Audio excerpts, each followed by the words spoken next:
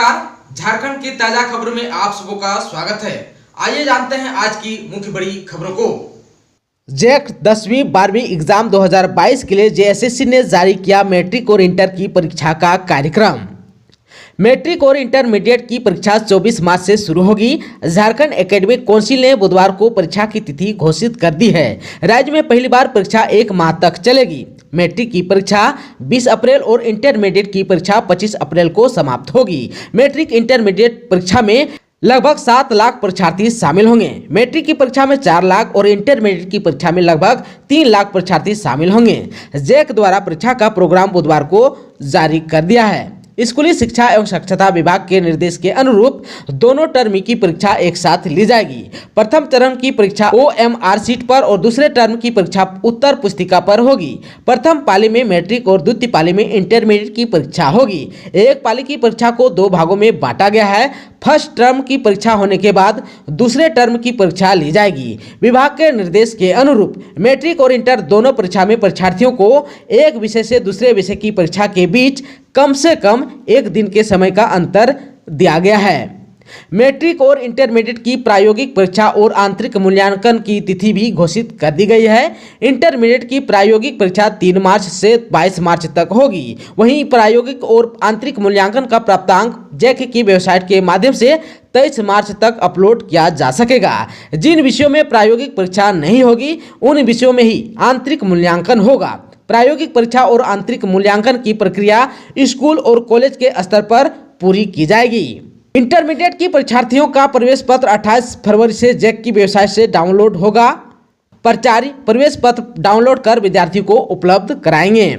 Matric के परीक्षार्थियों का प्रवेश पत्र 1 मार्च से डाउनलोड होगा। स्कूल के प्राचार्य जैक की वेबसाइट www.jack.jharkhand.gov.in से प्रवेश पत्र डाउनलोड कर परीक्षार्थियों को उपलब्ध कराएंगे।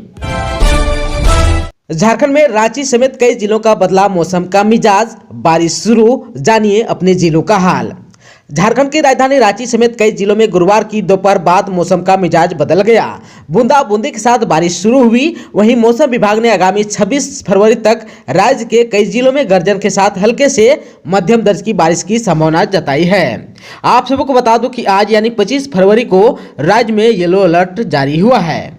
मौसम केंद्र रांची के अनुसार दक्षिणी पश्चिमी राजस्थान में बन रहे विक्षोभ का असर झारखंड में गुरुवार दोपहर बाद से दिखने लगा। गुरुवार को राज्य के उत्तरी भाग यानी पलामू प्रमंडल तथा मध्य भाग यानी कि रांची, बोकारो, गुमला, हजारीबाग, खूंटी और रामगढ़ में कहीं कहीं गर्जन के साथ हल्के से मध्यम दर्ज की बारिश हुई। वहीं अगले 3 से 4 दिनों के दौरान न्यूनतम तापमान में कोई बड़े बदलाव की संभावना नहीं है।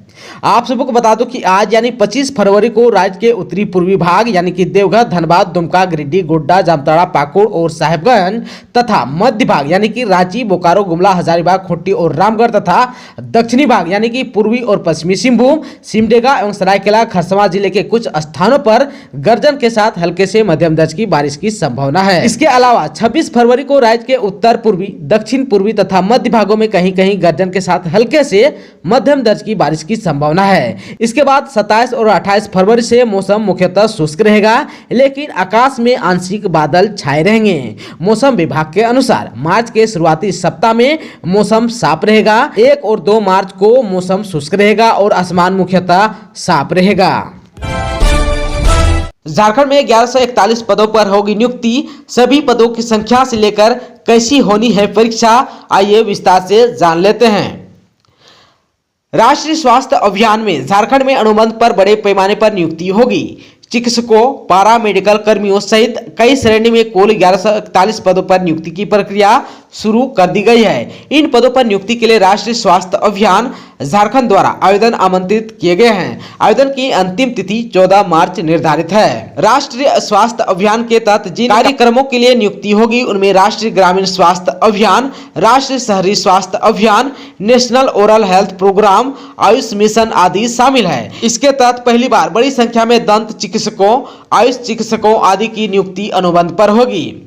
जिन पदों पर नियुक्ति होनी है उनमें आयुष चिकित्सक पदाधिकारी के 323 पद, डेंटल सर्जन के 84 पद, डेंटल हाइजीनिस्ट के 66 पद, डेंटल असिस्टेंट के 160 पद, पब्लिक हेल्थ मैनेजर के 34, ऑप्थेल्मिक असिस्टेंट के 75, ओटी टेक्नीशियन के 74 पद, साइकोलॉजिस्ट के 14, पब्लिक हेल्थ मैनेजर के 34, ब्लॉक प्रोग्राम मैनेजर के 18, हॉस्पिटल मैनेजर के 7, कोल्ड चेन मैनेजर के 10, ब्लॉक अकाउंट मैनेजर के 18 पद शामिल हैं।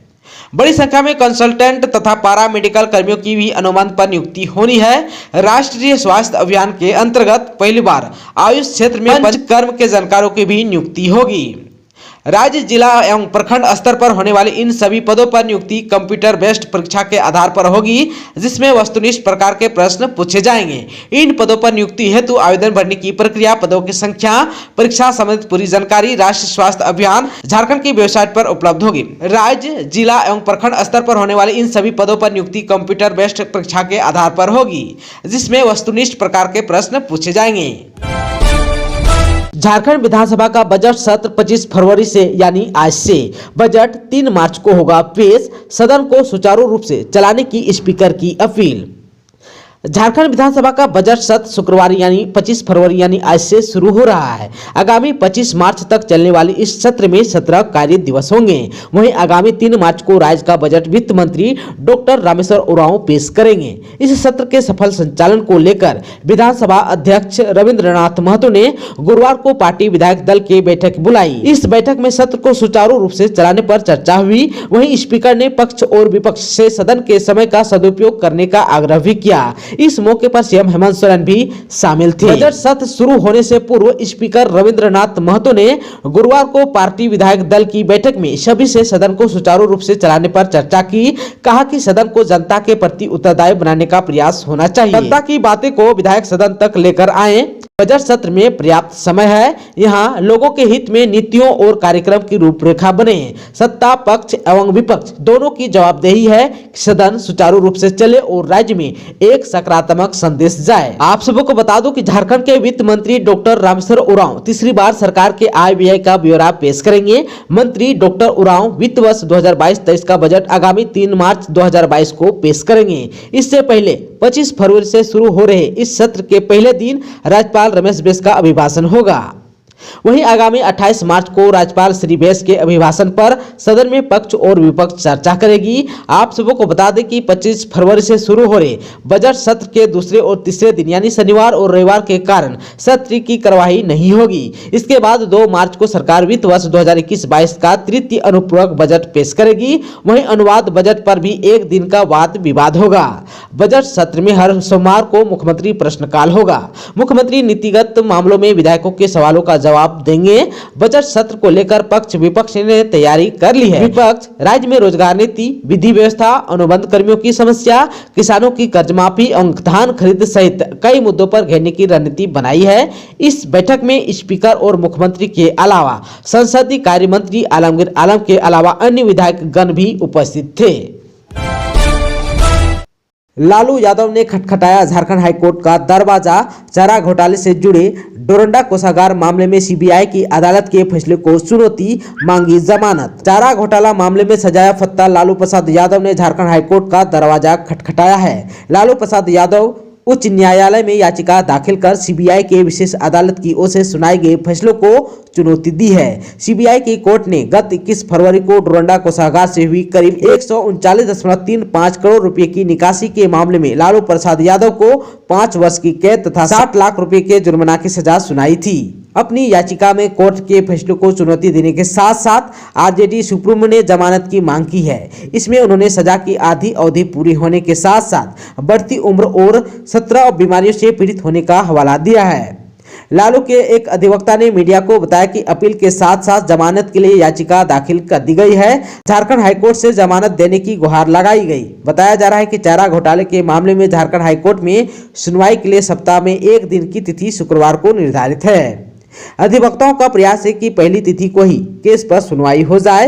हालांकि इस मामले में अंतिम निर्णय अदालत ही करेगी।